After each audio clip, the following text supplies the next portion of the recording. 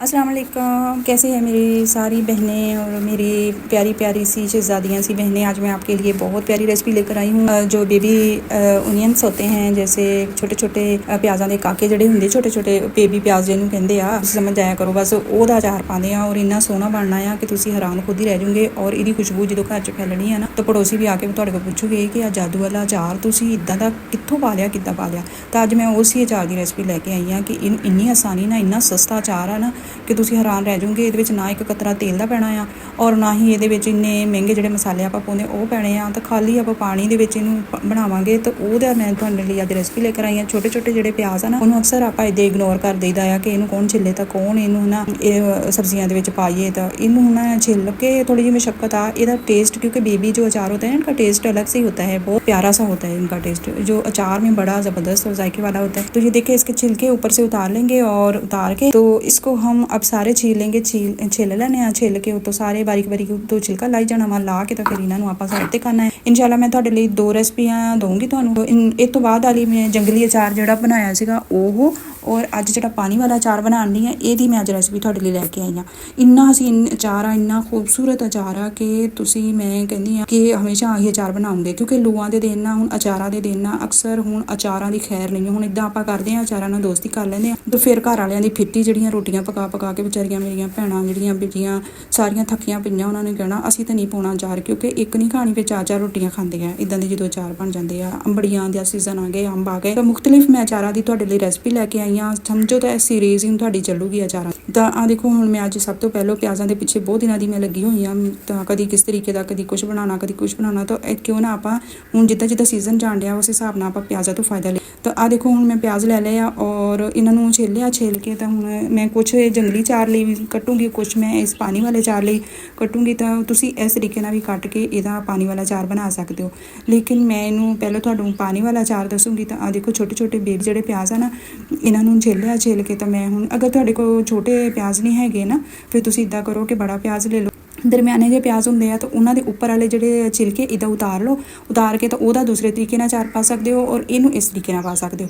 ਤਾਂ ਆ ਦੇਖੋ, ਹੁਣ ਮੈਂ ਤੁਹਾਨੂੰ ਦੱਸਦੀ ਹਾਂ ਤਰੀਕਾ ਕਿ ਇਹਨੂੰ ਕਿਸ ਤਰੀਕੇ ਨਾਲ ਆਪਾਂ ਛੋਟਾ ਜਿਹਾ ਬੇਬੀ ਜਿਹੜਾ ਨਾ ਪਿਆਜ਼ ਬਣਾਉਣਾ। ਆ ਦੇਖੋ, ਹੁਣ ਇਸ ਤਰੀਕੇ ਨਾਲ ਤੁਹਾਡੇ ਕੋਲ ਬੇਬੀ ਅਚਾਰ ਲਈ ਹੋ ਗਏ ਨਾ प्याज। ਤੁਸੀਂ पूरे गौर ना मेरी वीडियो देखियो, बहुत अच्छा है, सेहत के लिए बहुत ज़बरदस्त है ये अचार और वैसे बनाने में बड़ा सस्ता अचार है।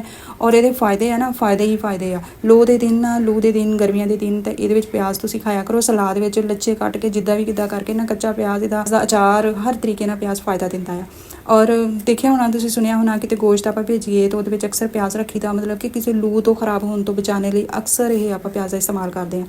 क्यों ना आप इनू अज अचार बनाइए। आ देखो, मैं छिल के एक साफ सुथरी सोहनी जी शीशे वाली बरनी लै ली। वो मैं सारे प्याज छोटे छोटे पाते और ये जायके बढ़ाने लिए ना हरियां मिर्चां जरूरी नहीं होंदियां, मैं 2 कट के पा दित्तियां सीगियां, तो बारीक बारीक कट के पा दियां। ये अदरक थोड़ा जिहा जुलियन कट के पाता और ये थोड़ी जी लसन दियां पोथियां वो भी जुलियन जी कट लईआं सी, वो भी विच पा दित्तियां। तो आ टोटल ये समाना, ये भी अगर ना पाओ ना कोई मसला नहीं हो, खाली प्याज ही पा लो तो उदा उदी बन जाता। लेकिन मैं थोड़ा जिहा इस चीज़ां दा इजाफा कर, तो 1 बड़ा चम्मच तुसीं नमक दा पा लेना, आधा चम्मच टीस्पून हल्दी दा और 1 टीस्पून अद्धी जिहड़ी है ना वो लाल मिर्च दी पा लेनी है। आ सीक्रेट अचार दा मसाला वा, ये मैं इंशाल्लाह तुहानूं जरूर इसदी डिटेल दूँगी। ये तो मैं बना के पूरी बन्नी रख लैंदी हाँ। हर तरीके का जो भी अचार पाउंदी उहदे विच 2 चमचियां पा दो तो बहुत सोहना उहदा जायका आउंदा।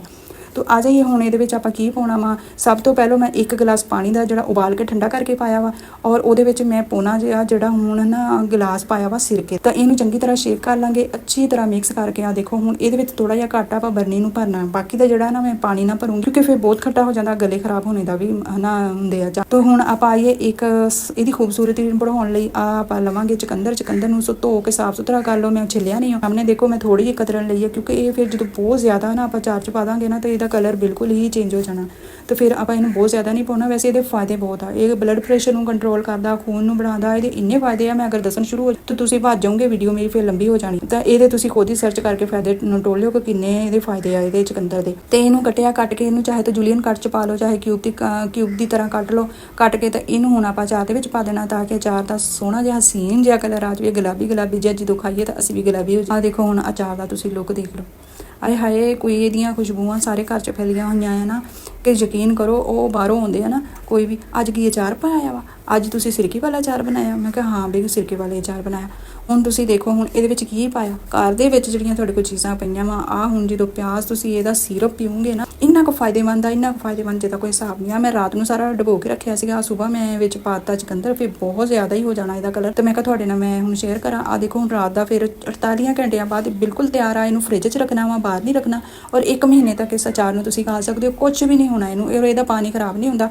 ਇਸ ਤੋਂ ਬਾਅਦ ਅਗਰ ਖਤਮ ਹੋ ਜਾਂਦਾ ਨਾ ਤੁਹਾਡੇ ਕੋਲ, ਤਾਂ ਤੁਸੀਂ ਮਜ਼ੀਦ ਵਿੱਚ ਹੋਰ ਉਸੇ ਪਾਣੀ ਦੇ ਵਿੱਚ ਤੁਸੀਂ ਅਚਾਰ ਪਾ ਸਕਦੇ ਹੋ। ਔਰ ਇਹਦੇ ਵਿੱਚ ਲੀਮੂ ਦਾ ਉੱਪਰਲਾ ਜਿਹੜਾ ਛਿਲਕਾ ਹੁੰਦਾ ਨਾ, ਉਹਨੂੰ ਕਸ਼ ਕਰਕੇ ਪਾ ਦੇਵੇ, ਉਹਦਾ ਜ਼ਾਇਕਾ ਅਰੋਮਾ ਬਹੁਤ ਜ਼ਬਰਦਸਤ ਹੁੰਦਾ। ਲੇਕਿਨ ਮੈਂ ਜਿਹੜੇ ਬਹੁਤ ਸਲਾਈਸ ਜਿਹੜੇ ਬਰੀਕ ਬਰੀਕ ਲੀਮੂ ਦੇ ਕੱਟ ਕੇ ਵਿੱਚ ਪਾ ਦਿੱਤੇ ਸੀਗੇ, ਔਰ ਉਹਦੇ ਜ਼ਾਇਕੇ ਨੇ ਹੋਰ ਹੁਣ ਮੈਂ ਕੀ ਤੁਹਾਨੂੰ ਦੱਸ ਸਕਦੀ ਹਾਂ, ਤੁਸੀਂ ਖੁਦ ਪਾਓਗੇ ਤਾਂ ਤੁਹਾਨੂੰ ਅੰਦਾਜ਼ਾ ਹੋਊਗਾ। ਆਪਣਾ ਕਾਰੋਬਾਰ ਵੀ ਕਰ ਸਕਦੇ ਹੋ ਤੁਸੀਂ, ਇੱਦਾਂ ਦਾ ਅਚਾਰ ਬਣਾ ਕੇ ਹੋਟਲਾਂ ਦੇ ਨਾਲ, ਹੋਟਲ ਵਾਲਿਆਂ ਨਾਲ ਗੱਲ ਕਰ ਲਓ, ਉਹਨਾਂ ਨੂੰ ਪਾ ਕੇ ਦਿਓ, ਦੇਖੋ ਉਹਨਾਂ ਦੇ ਕਸਟਮਰ ਕਿੱਦਾਂ ਆਉਂਦੇ ਆ ਤੇ ਤੁਹਾਡਾ ਕਾਰੋਬਾਰ ਕਿੱਦਾਂ ਚੱਲਦਾ ਆ। ਤੁਸੀਂ ਬਣਾ ਕੇ ਅਚਾਰਾਂ ਨੂੰ ਸੇਲ ਕਰ ਸਕਦੇ ਹੋ। ਇਨਸ਼ਾਅੱਲਾ ਹਰ ਤਰੀਕੇ ਦੇ ਅਚਾਰ ਮੈਂ ਐਤਕੀ ਤੁਹਾਡੇ ਨਾਲ ਸ਼ੇਅਰ ਕਰੂੰਗੀ। ਅੰਬਾਂ ਦਾ ਸੀਜ਼ਨ ਆ ਗਿਆ, ਲਸੂੜੀਆਂ ਦਾ ਸੀਜ਼ਨ ਆ ਗਿਆ, ਹਰ ਤਰੀਕੇ ਦੇ ਅਚਾਰ ਮੈਂ ਤੁਹਾਨੂੰ ਸ਼ੇਅਰ ਕਰੂੰਗੀ। ਆ ਹੁਣ ਦੇਖੋ ਮਾਸ਼ਾਅੱਲਾ ਅਲਹਮਦੁਲਿਲਾ, ਮੈਂ ਤੁਹਾਨੂੰ ਪਲੇਟ 'ਚ ਕੱਢ ਕੇ ਦਿਖਾਉਂ ਕਿ ਕਿੰਨਾ ਸੋਹਣਾ ਸਾਡਾ ਅਚਾਰ ਜਿਹੜਾ ਤਿਆਰ ਹੋਇਆ ਆ। ਔਰ ਇਹਦੇ ਵਿੱਚ ਇੱਦਾਂ ਰਚਿਆ ਬਸਿਆ ਪਿਆ ਵਾ ਸਿਰਕਾ, ਪਾਣੀ ਔਰ ਥੋੜੇ ਜਿਹੜੇ ਮਸਾਲੇ ਪਾਏ ਸੀਗੇ। ਇਸ ਤਰੀਕੇ ਨਾਲ ਅਚਾਰ ਤੁਸੀਂ ਬਣਾ ਲਓ, ਔਰ ਮੈਂ ਤੁਹਾਨੂੰ ਗਰੰਟੀ ਦਿੰਦੀ ਆ 1 ਰੋਟੀਆਂ ਨਹੀਂ ਫਿਰ 4 ਰੋਟੀਆਂ ਖਾਓਗੇ ਸਾਰੇ ਜਾਣੇ।